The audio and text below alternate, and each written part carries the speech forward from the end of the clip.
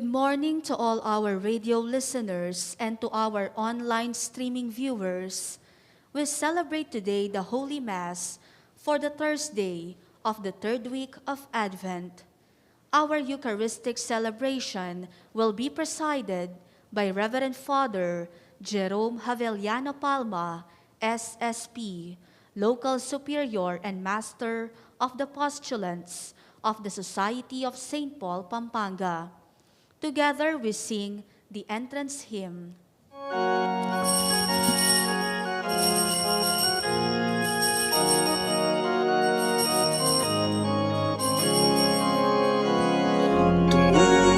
Tumula ka, O Israel, kadatang yaing Emmanuel. Tumula ka, O Israel, kadatang yaing Emmanuel. Tatang na ka, Emmanuel, ikabos mo hindi Israel, Keni tatangis, kening kalinanting luwang, anyatang ni anak ting Diyos, lubos panenayan. Tumula ka, O Israel, kadatang yaing Emmanuel. Tumula ka, O Israel, kadatang yaing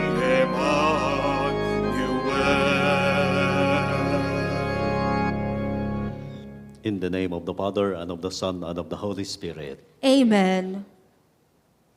The Lord be with you. And with your spirit. My dear brothers and sisters, let us acknowledge our sins and so prepare ourselves to celebrate the sacred mysteries. Have mercy on us, O Lord. For we have sinned against you. Show us, O Lord, your mercy. And grant us your salvation. May Almighty God have mercy on us, forgive us our sins, and bring us to everlasting life. Amen. Let us pray. Unworthy servants that we are, O Lord, grieved by the guilt of our deeds, we pray that you may gladden us by the saving advent of your only begotten Son, who lives and reigns with you in the unity of the Holy Spirit, God forever and ever. Amen. Let us listen to the word of the Lord.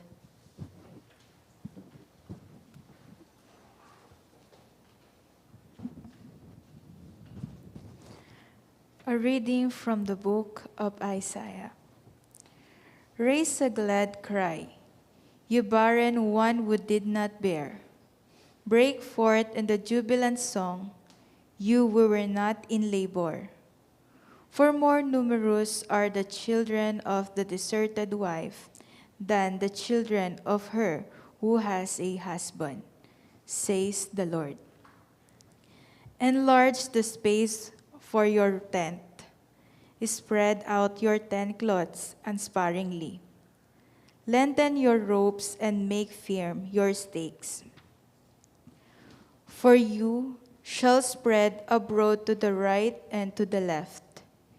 Your descendants shall dispossess the nations, and shall people the desolate cities. Fear not, you shall not be put to shame. You need not blush, for you shall not be disgraced. The shame of your youth you shall forget. The reproach of your widowhood no longer remember. For he who has become your husband is your maker. His name is the Lord of hosts. Your Redeemer is the only one of Israel, called God of all the earth. The Lord calls you back, life a wife forsaken, and grieve in spirit. A wife married in youth and then cast off, says your God.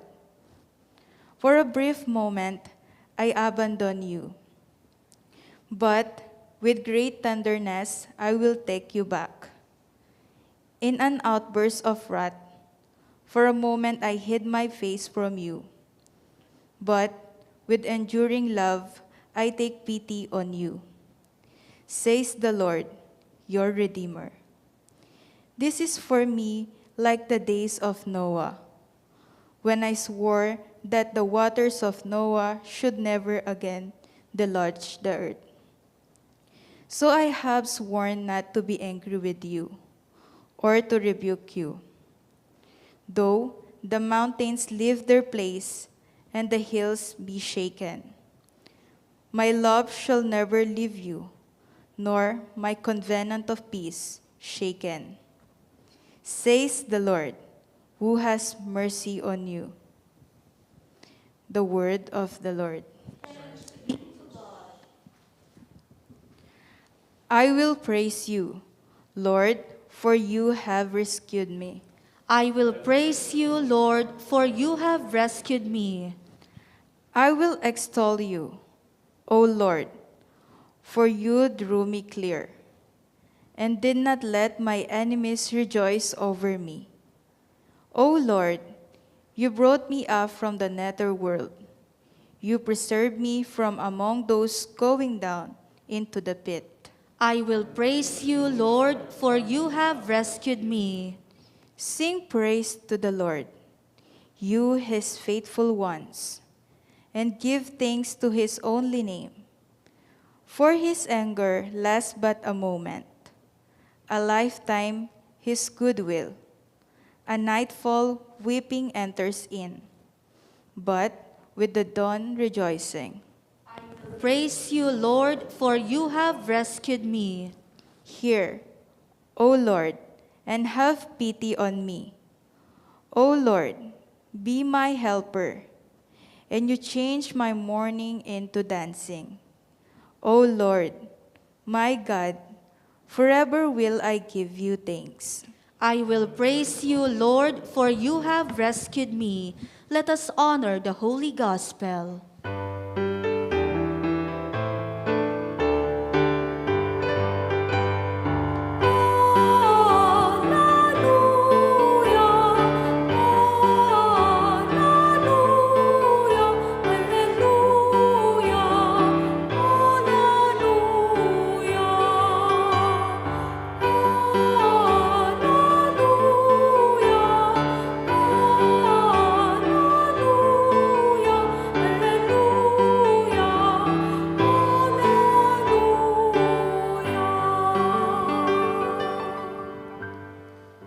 The Lord be with you. And with your spirit, A reading from the Holy Gospel according to St. Luke. glory to you, O Lord. At the time the messengers of John the Baptist had left, Jesus began to speak to the crowds about John. What did you go out to the desert to see? A reed swayed by the wind? Then what did you go out to see? Someone dressed in fine garments? Those who dress luxuriously and live sumptuously are found in royal palaces. Then what did you go out to see? A prophet. Yes, I tell you, and more than a prophet. This is the one about whom Scripture says, Behold, I am sending my messenger ahead of you. He will prepare your way before you. I tell you, among those born of women, no one is greater than John. Yet the least in the kingdom of God is greater than he. All the people who listened, including the tax collectors who were baptized with the baptism of John, acknowledged the righteousness of God. But the Pharisees and scholars of the law, who were not baptized by him, rejected the plan of God for themselves. The Gospel of the Lord. Praise to you, Lord Jesus Christ. Ang ating ebanghelyo ngayon ay tungkol kay Jesus pa rin. No? At yung mga disipulo ni John the Baptist, no? John was baptizing in the River Jordan, and he had many followers because he was preaching the baptism of repentance. And then came Jesus, no? The one of whom John foretold, no? Who was coming. And so to confirm, no, that it is Jesus that John was preaching, he sent his disciples to Jesus at nagtanong na kung siya na ba ang Messiah. At ang sagot naman ni Jesus, ako na. And ang sabi niya, because of his prophecy and many other things that he was doing that points to him as the Messiah. And after the disciples of John left, Jesus had this proclamation about the coming of the kingdom of God. No? At nakapagtataka ay yung mga disciples of John the Baptist, yung iba followed Jesus. No? Even among the inner circle of Jesus, they were once follower of John the Baptist. And for them, no, they were lucky to see Jesus in person, na makasalamuha niya at makadinig ng preaching of Jesus. And for them, sinabihan sila ni Jesus that they have seen not only more than a prophet, no, because he is the Son of God, no, at work in them, no. So itong ating episode ng Ebanghelyo ngayon, no, na late Advent na, because tonight, no, yung ibang mga simbahan na mas lalo na dito sa atin ay magsisimula na ng simbang gabi, no. And it is a proclamation, no, of the coming birth of Jesus, no, na it will be a happy occasion na nilook forward natin, no, sa panahon ngayon, no, na malapit na matapos ang taon, malapit na matapos ang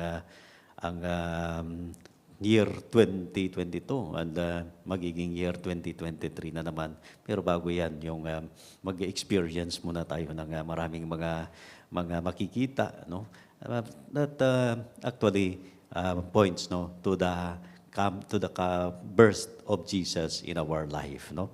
And so we are still lucky siguro, katulad ng mga disipulo ni Kristo na makita si Jesus, no, makita ang kanyang kaligtasan na dulot para sa atin, no. But before that, no, of course, we have also to focus on our attention on Jesus para, no, na hindi lang mga rebelry ang ating magita ngayon, no. Itong mga pinagsasabi ni Jesus na mga tao na they were supposed to be the bearers of faith, no, but hindi nila, no, na nakilala, no, o nakita ang Messiah because iba ang kanilang focus, yung kundi ang kanilang sarili.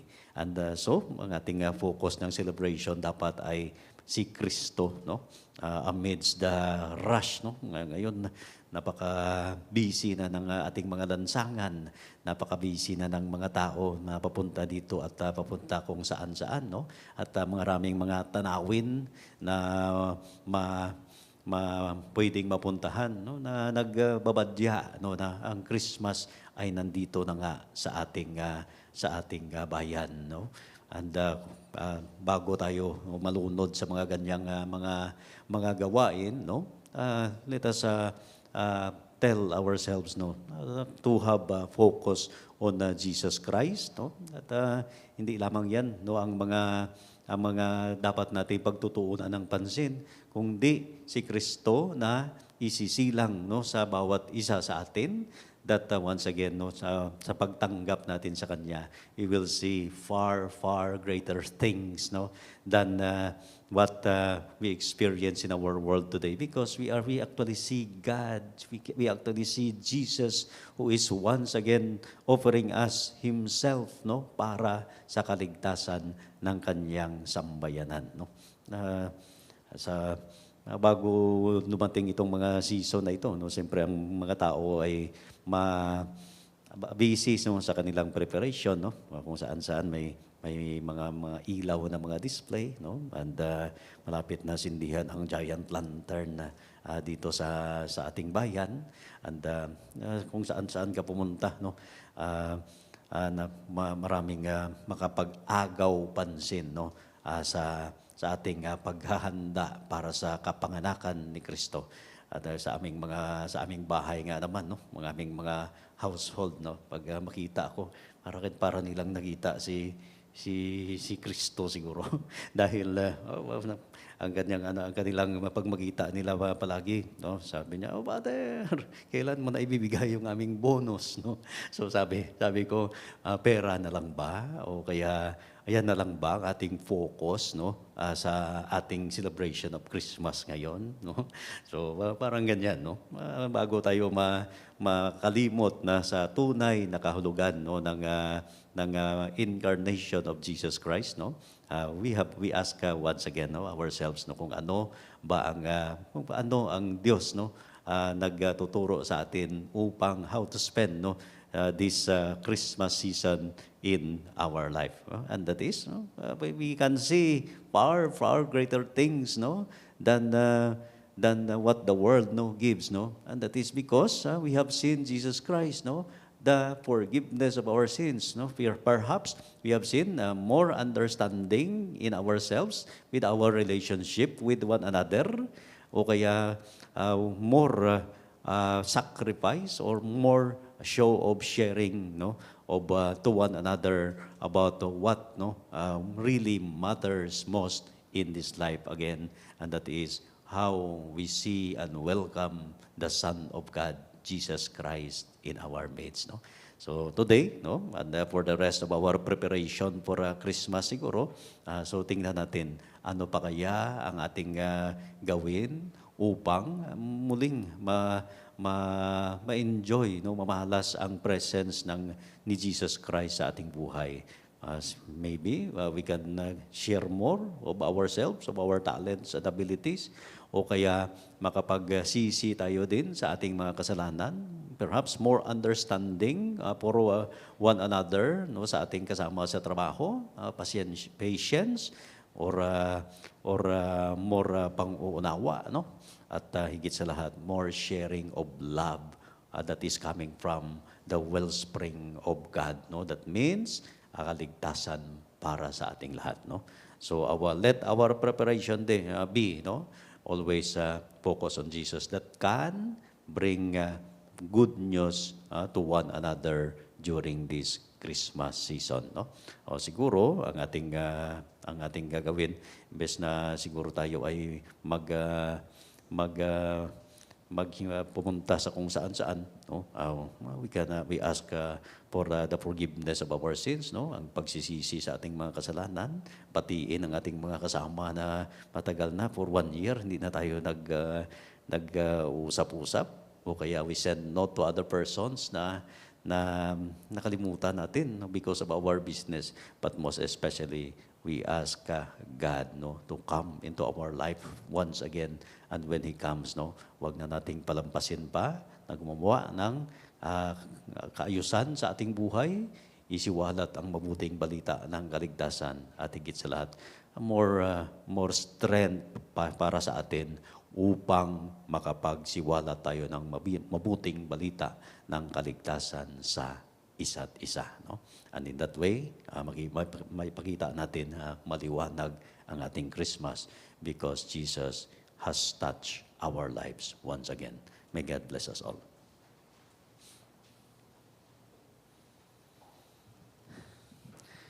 God calls on us through the prophet Isaiah not to be afraid. Whatever the circumstances of our lives, God is near to us. Let our prayer be, Lord, have mercy. Lord, have mercy, that the church, the bride of Christ, will always proclaim His love for all people and not build barriers of exclusion or isolation. Let us pray to the Lord. Lord, have mercy. That those who are anxious as COVID increases may receive the help which they need. Let us pray to the Lord. Lord, have mercy. That God's covenant of peace may be renewed in Holy Land and in every place on this planet. Let us pray to the Lord. Lord, have mercy. That those in our local community who are afraid because of personal difficulties, unemployment, or sickness may be encouraged through friendship with others. Let us pray to the Lord. Lord, have mercy. That couples who long for a child may receive that gift and be parents filled with love for their child and each other. Let us pray to the Lord. May the Lord accept our thanksgiving and our personal intentions, the intentions of all our radio listeners and online streaming viewers, the intentions being sent in the different programs of our radio, the special intentions of the radio station of our Archdiocese, especially for the special intentions of Francisca D. Guevara, for her quick recovery, and that all the faithful departed, especially from our parish, community, and families, especially the soul of Ursulo Guevara on his first death anniversary, may enter the heavenly Jerusalem. Let us pray to the Lord. Lord our God, you are kind and merciful, slow to anger and rich in mercy. Listen to the cries of those who live with fear. Release them from such bondage and bless them with freedom and peace. We ask this through Christ our Lord. Amen. Together we sing the hymn for the preparation of the gifts.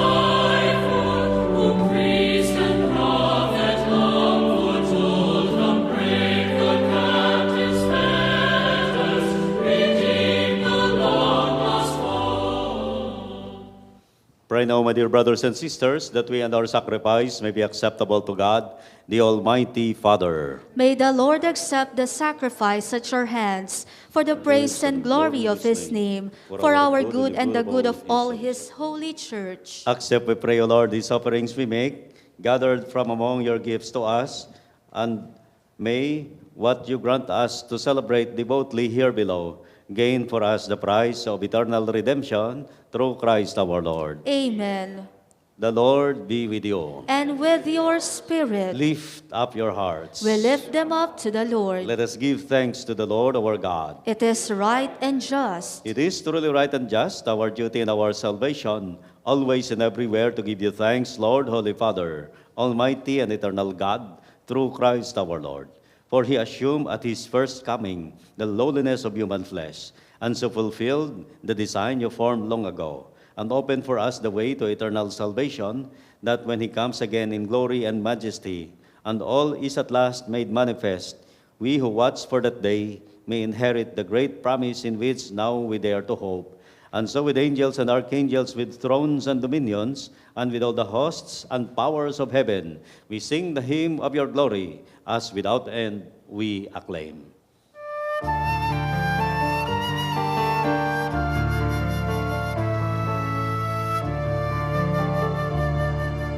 Santo, Santo, Santo, Panginoon Diyos na makapangyarihan, napupuno ang langit at lupa ng kalwalyo.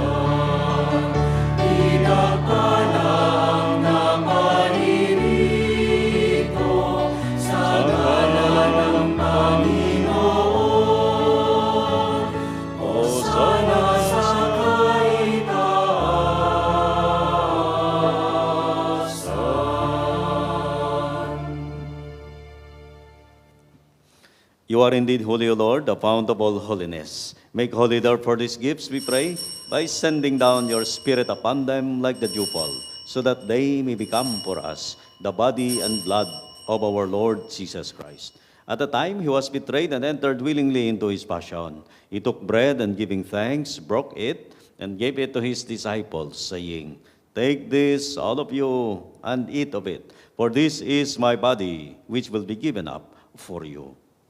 My Lord and my God.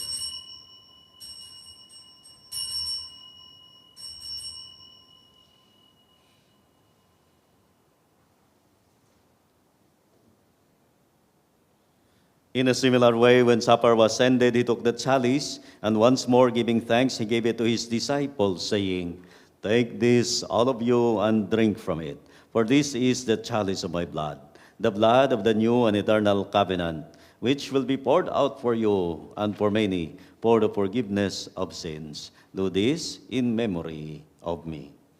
My Lord and my God.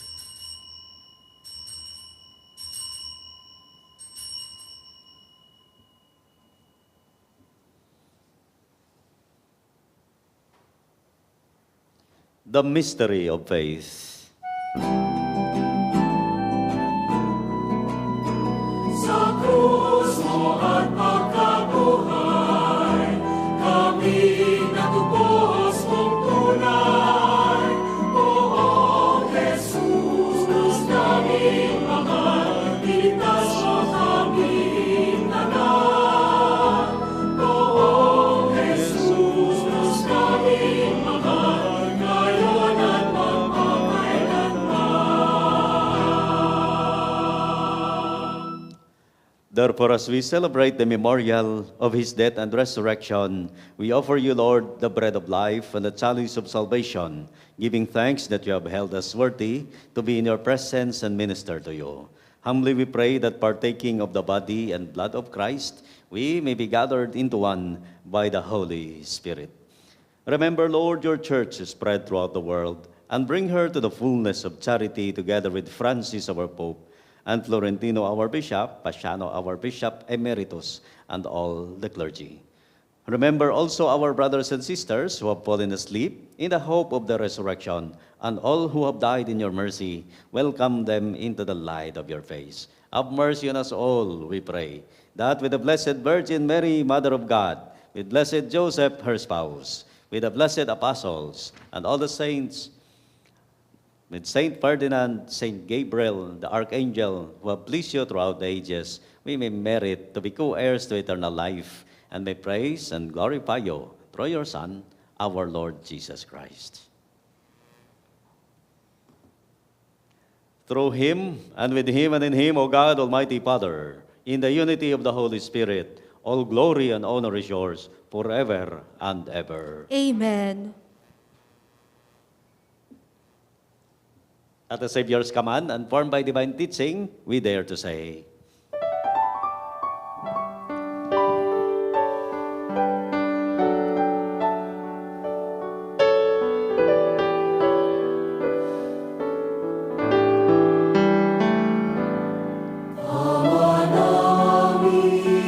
Sumasalangin ka, sambahin ang ngalan mo, mapasaan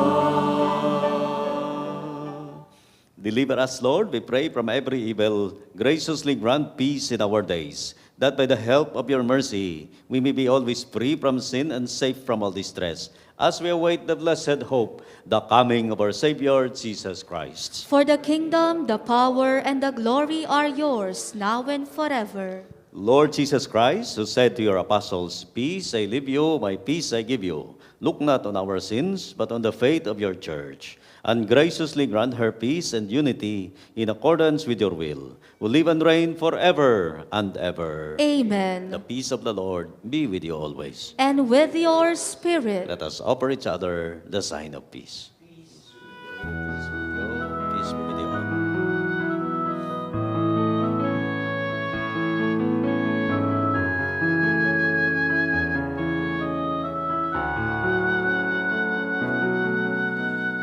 Cordero ng Diyos na nag-aalis ng mga kasalanan ng mundo.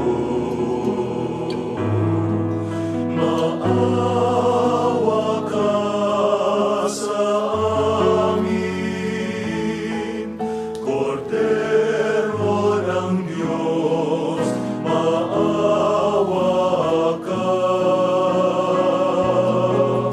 Cordero ng Diyos na nag-aalis ng mga kasalanan ng mundo. Maawa ka sa amin, Cordero ng Diyos, maawa ka. Cordero ng Diyos na nag-aalis ng mga kasalanan ng mundo. Ipagkaloob sa amin ang kapayapaan.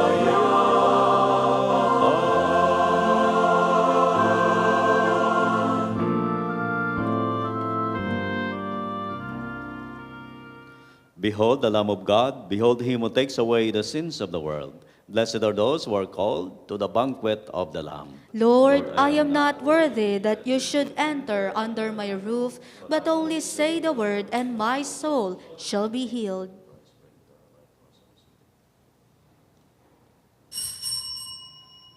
O come, Emmanuel,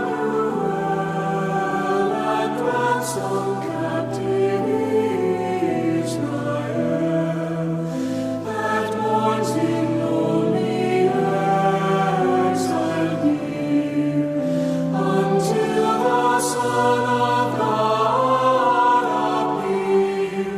Rejoice, rejoice, Emmanuel shall come to you, O Israel.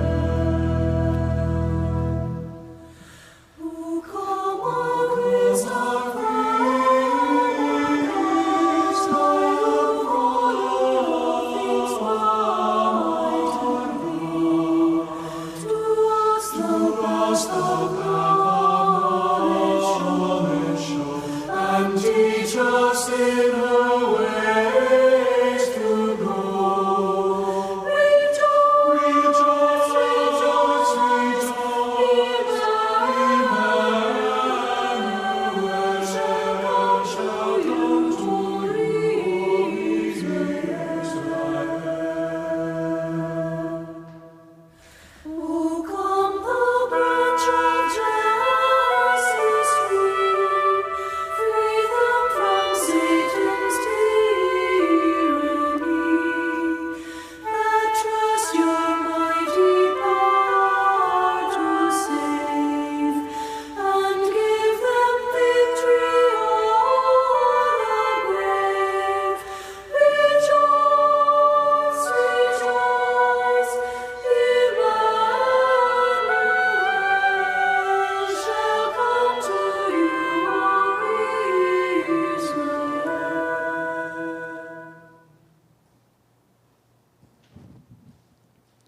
For our radio listeners and online streaming viewers who cannot physically receive the communion, we will join you in praying the act of spiritual communion.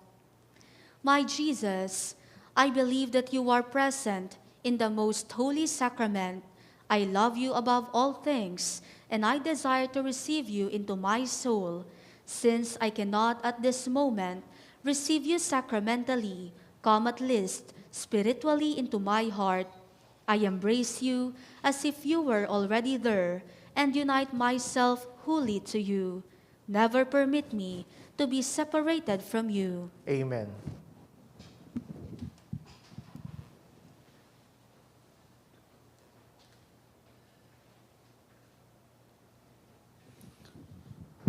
Let us pray.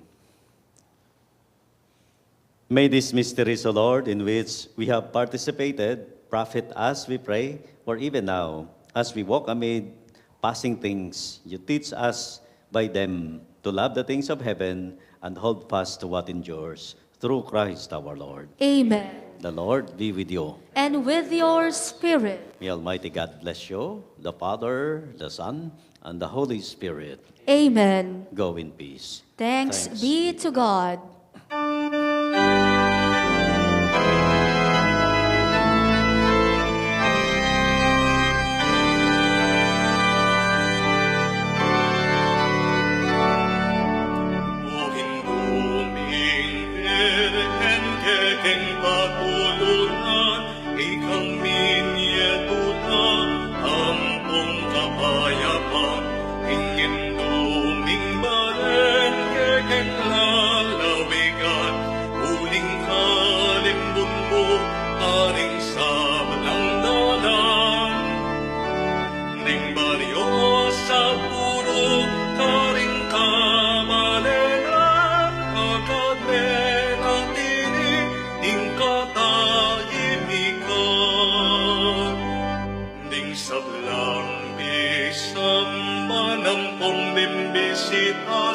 Hakit ang delawan, o Birhen kamasla, tinganggang emalen, bigdalamong lamak, metulalang dakal, kekapasalamat.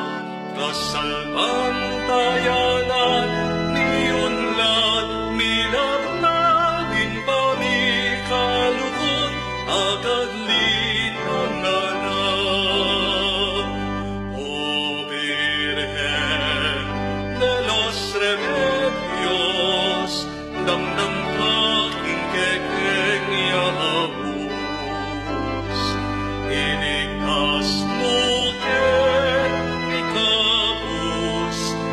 sablang tukso at marot, ibiyek